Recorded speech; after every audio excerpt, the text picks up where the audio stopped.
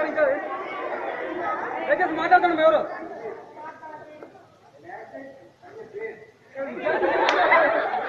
అవకాశం 2 నిమిషాలు.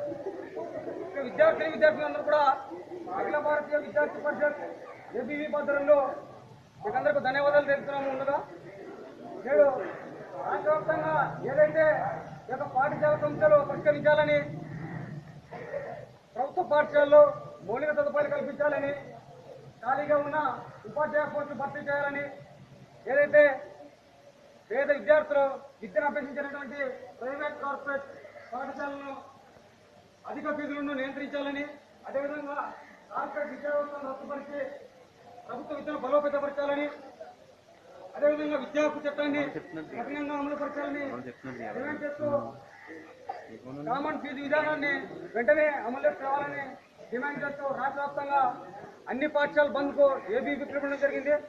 కాబట్టి ప్రతి ఒక్క విద్యార్థులందరూ కూడా ఈ యొక్క బంద్ సహకరించి ఈ యొక్క పాఠశాలను బహిష్కరించి బంద్కు మద్దతు తెలిపాల్సిగా కోరుతూ సెలవు తీసుకుంటాం.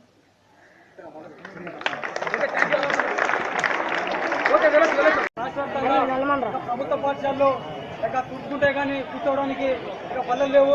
అదేవిధంగా సరైనటువంటి మధ్యాహ్న భోజన పథకం లేకమని నీళ్ళ చారా లేక సరైనటువంటి బియ్యం లేక, అదేవిధంగా అక్కడ పనిచేసే వాళ్ళకి సరైనటువంటి వేతనాలు ఈరోజు చాలా అధ్వానంగా లేక మధ్యాహ్న భోజనం తినాల్సిన పరిస్థితి వస్తుంది.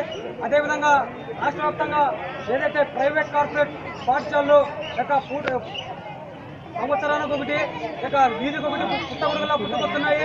దీనికి మొదట గంటా శ్రీనివాసరావు గారు చూస్తూ ఊరుకుంటున్నారు. దీన్ని సహించలేదు. అదేవిధంగా పురపాలక శాఖ మంత్రి నారాయణ గారు కూడా దీనికి ఎంతో ఉల్లాసపడుతున్నారు.